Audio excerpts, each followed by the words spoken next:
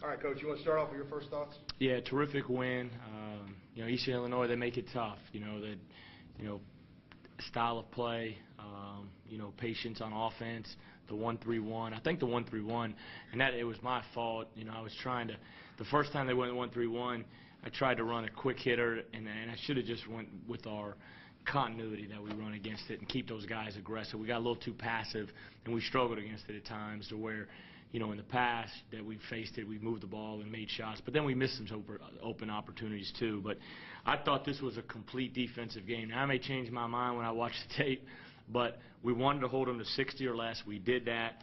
We 18% from the three, you know, 41% from the field, and they got the last layup at the end. But I thought we guarded, you know, very well for the majority of the game and communicated and competed for the most part, and that's what I was really proud of. The game, we never could really get the game put away until really Moss's three, but that's a credit to Eastern and really trying to dictate the tempo of the game tonight.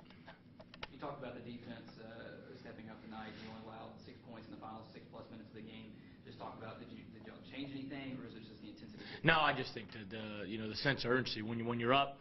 I kept telling the guys, hey guys, it's hovered. You know, that's the worst feeling. You know, I've been in here a lot of times, and it's, you know, not really the last several years, but when first, you know, it's 6-8, it's 6-8, it's 6-8, it's 9, and you just don't put teams away, and then they make a shot or they get a quick transition three like they did, and now it's 4, but we were able to respond, and I think the sense of urgency for them changed, and it needed to, and you know, I think the last 5 minutes of the game we really guarded.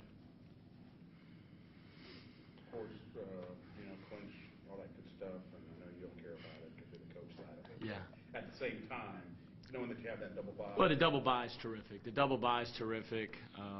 You know, just because you only have to win 2 games in 2 days to go to the NCAA tournament, that part's great. This team, the depth, you know, when we will play 7 guys, you know, we'll play an 8 or 9 CJJ at times, but, you know, only having to play 2 games in 2 days is an advantage, and that's big for us. But I told our guys, I said, you know, people are going to ask you about it. I said, it's great that we did that, but, you know, Belmont's 11-2, we're 11-2, Moorhead's 9-3. You know, we have a realistic chance to continue to play for for a conference championship. And whether we share with 1 team, 2 teams, 3 teams, 4 teams, you know, the Big East last year, they had a 4-team tie. You know, the Big Ten a year or two ago, 4-team tie. So conference championships, like I told our guys, are tough to win. So our focus right now is just trying to beat a really good Moorhead State team on Saturday, who I think is playing as good as anybody in our league. Was Farrell's dad in town today? No, I got a letter from, I won't name the guy's name, but I got a letter from somebody who went to Murray State. I guess it was Friday morning. Yeah, I think Friday morning. And the first half of the letter I read to the team. The second half was I couldn't read. It wasn't. Yeah, it's just something I needed to keep to myself. But he gave me advice on what to tell Farrell. So I read it to the team.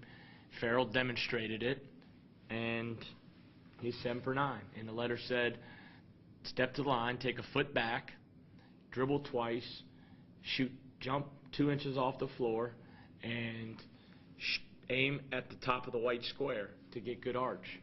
And, I mean, he was almost perfect tonight. Have you ever heard an arena get so loud for a free throw? No. But, I mean, if he could go 7 for 9, the problem is he goes 7 for 9, and then Jarvis goes 4 for 8, Dexter goes 1 for 2, Sapp goes 3 for 6. We just can't ever do it together, so maybe we're saving it up. But, you know, we appreciate the letter, and send some for Jarvis, I guess. And talk about Blanford on their side. Yeah, he's, you know, I credit him. He's, you know, he's a tough kid. When you just look at him from the outside, seems like a great kid.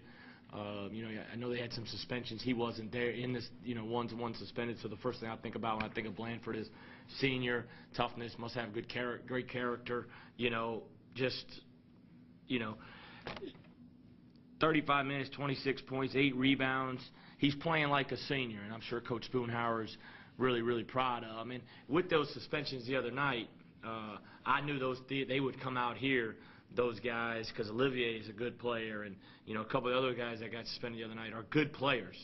And, you know, I respected a lot of respect for Coach Spoonhour to make that decision because, you know, in a win-loss business, but, you know, he's trying to build a culture and a program. So I knew those guys would respond in a good way tonight, and they did. And that's a credit and a testament to Coach Spoonhour and his kids over there.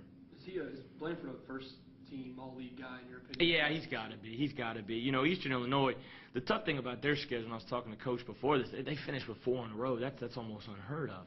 And they go P, Murray, Belmont, Edwardsville. I mean, I'd be irate if we were finishing 4 like that. So I feel for them. I mean, they played. I thought they played. You know, I don't know. I thought they played pretty well tonight, and you know, I thought he did a really good job managing the game, and I thought his kids responded. The kids that, you know, face some adversity really responded. You look at Olivier; he comes in 14 points. You know, after, you know, being suspended the other night. So, you know, those kids they handled themselves well tonight and really competed. Reggie Smith something must have been wrong with him. He must have been cramping or something. I know he kept coming in and out, so that probably affected their team a little bit too, because he's a terrific talent. But Blanford, with no question, is an all-league talent. You know, you look at teams, you say, would you want him on your team? And obviously you'd want Blanford on your team. Week off coming up. Is this a good time to get that week off? Yeah, it's a good time. It's great because, you know, it's always hard for me to get out and go recruiting. It gives me an opportunity to get out. It gives the opportunity for the guys to get a little bit of rest or banged up a little bit. So Monday we'll lift weights. Tuesday we'll do individual workouts. And this time of year it's hard to have a whole week long of practice without getting these guys just bored to death. So, you know, Monday weights, Tuesday workouts, and then we'll get back on the floor Wednesday to get back to our stuff, and then Thursday and Friday get ready for Moorhead. And we got a tussle on our hands on Saturday.